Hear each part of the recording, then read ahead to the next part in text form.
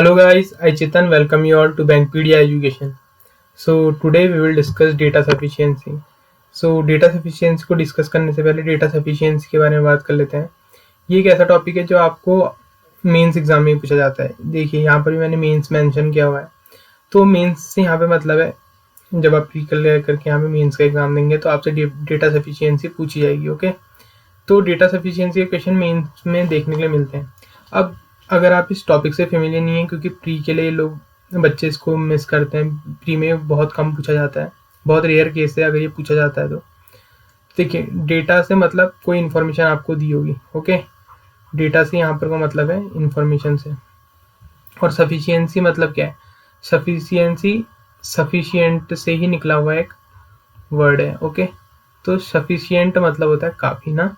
तो अगर आपको यहाँ पर को क्या होगा कि कुछ स्टेटमेंट्स दी होंगी आपको 1 2 3 कोई 2 से 3 स्टेटमेंट दी होंगी और आपको पूछा होगा कि इन तीनों स्टेटमेंट में से जो आपसे क्वेश्चन पूछा गया है उस क्वेश्चन के आंसर के लिए आपको इन तीनों स्टेटमेंट्स में से कितनी स्टेटमेंट सफिशिएंट है। क्या आप अपना आंसर इस एक स्टेटमेंट से निकाल सकते हैं, या आपको किसी 2 स्टेटमेंट की जरूरत पड़ेगी, या आपको तीनों स्टेटमेंट की जरूरत है। ठीक है, तो सिर्फ ये डेटा सफिशिएंसी का यहाँ पर को मतलब होता है। Okay, so let's see some questions. Okay, तो यहाँ पर को पहला क्वेश्चन मैंने लिया हुआ है और ये क्वेश्चन आपसे आरआरबी मेंस में पूछे गए थे। ओके, सो देखिए क्वेश्चन में लिखा हुआ है on which day of the week does Aarti's birthday fall. Okay, आपको ये बताना है कि हफ्ते में किस दिन आरती का बर्थडे आता है। तो लिखा हुआ है कि सोनू जो है, Sonu correctly remembers that Aarti's birthday falls after Wednesday but before Sunday. Okay, तो सोनू है हमारा एक। ओके, सोनू को पता है कि जो आरती है उसका बर्थडे वेंसडे के बाद आता है और किससे पहले आता है? संडे से पहले आता है। ओके, तो मतलब कि उसका बर्थडे या तो थर्सडे को होगा, या फ्राइडे को होगा, या सैटरडे को होगा। इन 3 दिनों में से एक दिन में होगा। और लिखा हुआ है करेक्टली रिमेम्बर्स, तो मतलब कि वेडनेसडे और संडे के बीच में ही आता है। इससे तो हमें कुछ पता नहीं चल रहा कि आरती का बर्थडे कब होगा। फिर नेक्स्ट स्टेटमेंट में लिखा हुआ है Raj correctly remembers that Aarti's birthday falls before Friday but after Tuesday. Okay, तो अब एक दूसरा बंदा हमारे पास है जिसका नाम है राज। उसको ये पता है कि आरती का जो बर्थडे है वो ट्यूसडे के बाद आता है। ओके, और फ्राइडे से पहले आता है।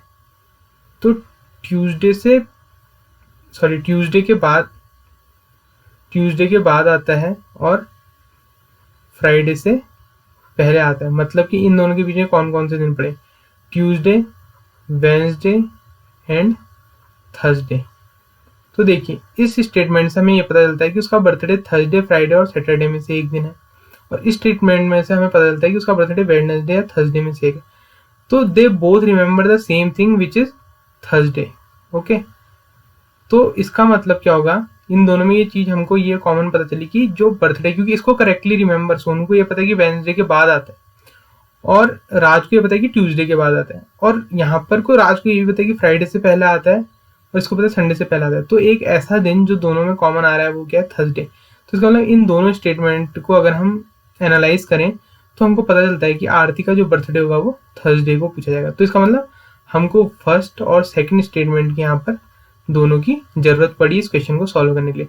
सो हमारा आंसर जो हो जाएगा वो हो जाएगा the data in statement the data, ये वाला फिफ्थ वाला, the data in both the statements 1 and 2 together are necessary to answer the question. मतलब कि आपकी पहली और दूसरी स्टेटमेंट, ये वाली और ये वाली स्टेटमेंट दोनों जरूरी थी इस क्वेश्चन का आंसर देने के लिए। ठीक है, तो आपका आंसर हो जाएगा ये। तो इस तरीके से आपको अब नेक्स्ट क्वेश्चन देखते हैं। नेक्स्ट क्वेश्चन आपके सामने ये रहा, हाउ मैनी चिल्ड्रंस, आपको पहले स्टेटमेंट पढ़नी है जो आपको दिया हुआ है। हाउ मैनी चिल्ड्रंस क्वेश्चन दिया हुआ है बेसिकली आपको पहले, how many childrens are there in the group if no 2 children have same weight. Okay, आपको ये बताना है कि ग्रुप में टोटल कितने बच्चे हैं। ठीक है, अब कैसे पता चलेगा हमें, तो देखते हैं। Sahil is fifth from the top in the order of weight if all the children in the group were arrange in descending order. Okay, अगर डिसेंडिंग ऑर्डर क्या होगा, मतलब सबसे, अगर मैं यहाँ पर को आपके लिए लिखूं, सबसे जो हैवी होगा वो सबसे फर्स्ट में होगा, फिर ऐसे करते करते नीचे को जिनका वेट लेस होता जाएगा वो इस तरीके से इस ऑर्डर में, डिसेंडिंग ऑर्डर में सबसे ज़्यादा पहले और उसके बाद कम, इस तरीके से लिखा होगा। ओके, तो क्या लिखा है, Sahil is fifth from the top in order of weight if all the children in the group are arranged in descending order.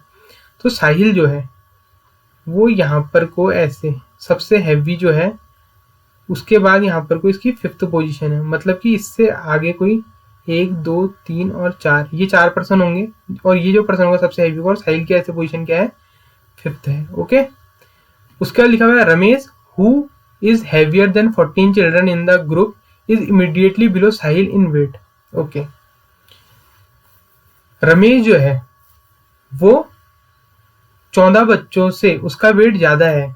Okay, who is heavier than 14 children immediately below Sahil, मतलब कि साहिल के जस्ट बाद, मतलब कि यहाँ पर को साहिल के जस्ट बाद, यहाँ पर को मैं इसको यहाँ पर को लिखता हूँ थोड़ा सा ऑफसेट में, साहिल के जस्ट बाद जो ये पर्सन होगा इसका नाम क्या है, रमेश है। ओके, ये रमेश है, और इस रमेश के पीछे कितने बच्चे होंगे, 14 पर्सन और होंगे। ओके, तो आपको ये बताना है कि इस ग्रुप में टोटल कितने बच्चे थे। तो देखो, इस क्वेश्चन को करने के दो तरीके हैं, या तो हमें सीधे काउंट कर लें। देखो 14 बच्चे रमेश से पीछे हैं तो 15th रमेश हो जाएगा, और साहिल जो है रमेश के जस्ट एक हैवी है तो 16th साहिल हो जाएगा। 17 18 19 20 विच मीन्स यहाँ पर को अगर इस लाइन को काउंट करें तो 20 बच्चे यहाँ पर को हो जाएंगे। अब अगेन साहिल की टॉप से रैंक, अगर मैं इसे रैंक मानूं, साहिल की जो 5th नंबर पे, Sahil is the 5th heaviest person. Okay, यहाँ पर को हमें पता चलता है कि साहिल जो है ये 5th हैवीएस्ट पर्सन है, इस फर्स्ट स्टेटमेंट में लिखा हुआ था। और सेकंड स्टेटमेंट, अगर रमेश के जस्ट इधर पे, जस्ट उससे थोड़ा सा जस्ट हैवी साहिल है, तो Sahil will be the 16th lightest person in this group ना। अगर साहिल के बारे में बात करूँ, सिर्फ साहिल के बारे में बात करूँ, तो साहिल जो होगा सब 5th हैवी और 16th सबसे लाइटेस्ट पर्सन हो जाएगा। तो ये क्वेश्चन यहाँ पर को, इसमें मैं यहाँ पर आपको ऑर्डर एंड रैंकिंग का कॉन्सेप्ट समझाना चाह रहा हूँ। तो देखिए साहिल की 2 रैंक निकल है, 5th ऊपर से 16th नीचे से। तो जो साहिल, तो इस ग्रुप में टोटल बच्चे अगर हमें निकालने होंगे, टोटल के लिए जो फॉर्मूला यहाँ पर को लगेगा वो क्या हो जाएगा, अगर मैं इसे लेफ्ट मानूं तो लेफ्ट से इस पर्सन की रैंक, मतलब साहिल की रैंक, प्लस राइट से, मतलब इधर से इधर को, राइट से साहिल की रैंक जो कि सेम पर्सन है से रैंक -1, मतलब कि अगर हम यहाँ पर को काउंट करें तो कितना होगा, 15 5 + 16 -1 विच मीन्स 16 + 5 21 -1 इक्वल्स टू 20। तो देखिए आंसर जो है यहाँ पर को सेम आ गया। ओके, सेम आया। ओके, तो हमको यहाँ पर को दोनों स्टेटमेंट की जरूरत पड़ी। अब ये वाला क्वेश्चन मैंने स्टेटमेंट यहाँ पर को आपको, आप इससे भी इसको डायरेक्ट आंसर कर सकते थे, इजी क्वेश्चन था। लेकिन ये समझाने के पीछे कारण ये था कि कभी अगर ऑर्डर रैंकिंग का क्वेश्चन आता है, अगर आपसे कोई पूछता है, अगर आपको कभी क्वेश्चन में ऐसा लिखा हो ऑर्डर रैंकिंग के क्वेश्चन में कि सीमा है कोई लड़की जिसकी लेफ्ट से जो पोजीशन है वो 16th है, और राइट से जो पोजीशन है उसकी मान लीजिए वो उसकी 20 पोजीशन है। ओके, तो इसकी जो इस ग्रुप में टोटल बच्चे हो जाएंगे वो कितने होंगे, 20 + 16, सीमा की लेफ्ट से 16 + 20 और -1 फॉर्मूले के अकॉर्डिंग। अब देखो ये जो -1 करते हैं इसके पीछे कॉन्सेप्ट क्या है। ओके, तो यहाँ पर टोटल कितना, 20 + 16 36 -1, मतलब कि जो ग्रुप होगा इसमें टोटल 35 स्टूडेंट हो जाएंगे। ओके, तो ये क्वेश्चन आपको समझ आ गया ना, इसमें हमको दोनों स्टेटमेंट की जरूरत थी। इसका आंसर क्या था, इसका आंसर भी यहाँ पर को both 1 and 2 together necessary to answer the question यहाँ पर को हो जाएगा, ये वाली स्टेटमेंट। ओके, तो चलिए अब ना मैं आपको थोड़ा सा ऑर्डर एंड रैंकिंग के बारे में यहाँ पर को समझा दूँ, इसको इरेज कर लेते हैं। तो ये जो -1 का कॉन्सेप्ट है ऑर्डर एंड रैंकिंग में, ये क्या है,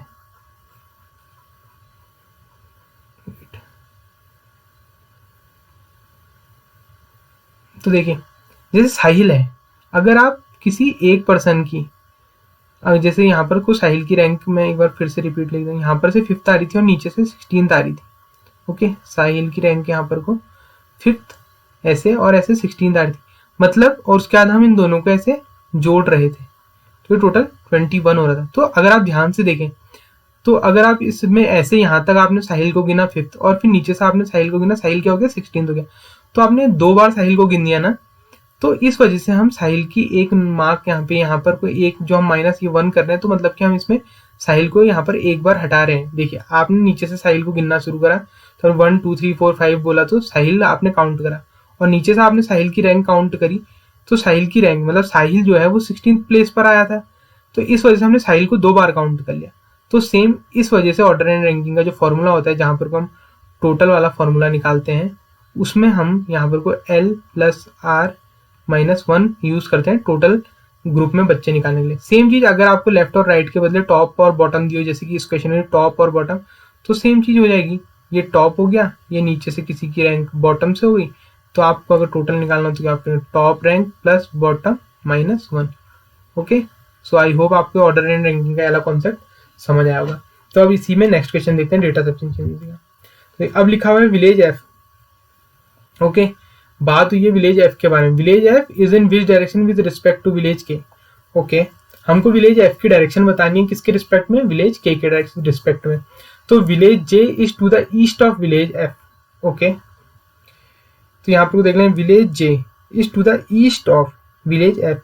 विलेज एफ के ईस्ट में विलेज जे है। Okay, and to the north of village K. Okay, जो विलेज एफ है वो नॉर्थ है किसके, विलेज के। तरीके से यहाँ पर को के यहाँ पर को ये हमको फर्स्ट स्टेटमेंट यहाँ पर दी हुई है। ओके, और हमसे क्या पूछा हुआ था, village F is in which direction with respect to village K. तो यहाँ पर हम सीधे सीधे बता देंगे कि के नॉर्थ में विलेज एफ है, तो पहली स्टेटमेंट से यहाँ पर आंसर निकल गया। तो क्या इसका मतलब हमें सेकंड स्टेटमेंट नहीं देखनी है? जी नहीं, हमें बिल्कुल सेकंड स्टेटमेंट पे जाना है, और सेकंड स्टेटमेंट में देखना है कि क्या लिखा हुआ है। Village R which is to the south of village F. Okay, village F के साउथ में, मतलब कैसे नीचे को विलेज आर है। Okay, east south of village F is to the west of village K. Okay, village R which is to the south of village F. Village R जो है वो विलेज एफ के साउथ में है और village के waste में है। तो विलेज के वेस्ट में है, तो ये हमारा हो गया सेकंड स्टेटमेंट से। और इसके हिसाब से जो विलेज एफ है उसकी पोजीशन क्या है, नॉर्थ है के रिस्पेक्ट में। बट यहां अगर आप देखो तो ये पोजीशन क्या हुई, अगर आप डायरेक्शन चार्ट ऐसे बनाए, north south east and west, तो ये देखिए ये इस तरीके से पड़ रहा है इधर को ना, तो मतलब कि इस डायरेक्शन में है, और इस डायरेक्शन को क्या बोलते हैं, नॉर्थ वेस्ट डायरेक्शन। तो दोनों से क्या हुआ, हमारा आंसर अलग अलग आया। तो क्या अब हम इसका आंसर नहीं दे सकते हैं, इसीलिए इन क्वेश्चंस को डेटा सफिशिएंसी बोलते हैं। इससे आपका आंसर अलग आया, इस सेकंड स्टेटमेंट से आपका आंसर अलग आया, which means these both statements are independent. मतलब कि दोनों इंडिपेंडेंट स्टेटमेंट है, जिनसे कि हमारा इससे भी आंसर सही माना जाएगा और इससे भी आंसर सही माना जाएगा। तो हमारे यहाँ पर जो आंसर हो जाएगा इन 5 स्टेटमेंट में, वो ये हो जाएगा।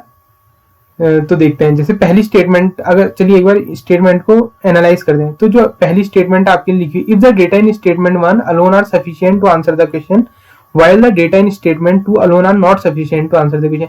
ये आंसर आपको किस केस में देना है, अगर आपको एक स्टेटमेंट से आंसर आ जाता है, जैसे इस केस में दोनों स्टेटमेंट से आंसर आया, वो भी अलग अलग, लेकिन अगर आपको सेकंड स्टेटमेंट से आंसर नहीं आता तो आप इसको टिक कर देते पहली वाली। दूसरा आपको लिखा हुआ है, if the data in statement 2 alone are sufficient to answer the question while the data in statement 1 alone are not sufficient to answer the question। ये भी आपकी नहीं होगी। इसका मतलब ये है कि अगर आपको सिर्फ सेकंड से आंसर आता है और 1 से आपका आंसर नहीं आता, तो आप सेकंड वाले को टिक करते। ओके, उसका लिखा हुआ है, if the data in statement 1 alone और statement 2 alone is sufficient to answer the question. Okay, तो ये वाला जो है आपका करेक्ट हो जाएगा। ओके, क्यों, क्योंकि आपका 1 से अलोन, ये आपकी अलोन आंसर देने के लिए सफिशिएंट थी, और सेकंड स्टेटमेंट यहाँ पर आंसर देने के लिए अकेले सफिशिएंट थी। ओके, और उसका ये जो स्टेटमेंट्स हैं, जैसे इसमें लिखा हुआ है कि एक फर्स्ट और सेकंड दोनों से ही आंसर देने के लिए दोनों स्टेटमेंट सफिशिएंट नहीं थी, और लास्ट स्टेटमेंट लिखा है कि 1 और 2 टुगेदर, मतलब दोनों साथ मिला के आंसर देने के लिए सफिशिएंट थी। ओके, सो ये थे आपके आंसर क्वेश्चन डेटा सफिशिएंसी के। तो ये जो यहाँ पर मैंने क्वेश्चन लिए हुए थे, ये क्वेश्चन आपके डेटा सफिशिएंसी के आपके आरआरबी मेंस में पूछे गए थे। डेटा सफिशिएंसी बहुत इजी टॉपिक है क्वेश्चंस को सॉल्व करने के लिए। ओके, बहुत इजी क्वेश्चन होते हैं इसके, अगर आप चीज़ों को समझ पा रहे हैं इजीली तो। और बस आपको डेटा को एनालाइज करना है और अपने आंसर यहाँ पर को देने हैं। ओके, सो आई होप कि आप लोग सब पीडीएफ्स को डाउनलोड करके सॉल्व कर रहे होंगे और अपनी आरआरबी की प्रिपरेशन अच्छे से कर रहे होंगे। ओके, सो नेक्स्ट वीडियो में ऐसी किसी मिसलिनियस टॉपिक या पजल के साथ आपको नेक्स्ट वीडियो क्या चाहिए आप कमेंट करके यहाँ पर बता सकते हैं। उसी हिसाब से मैं आपके लिए यहाँ पर रीजनिंग का नेक्स्ट वीडियो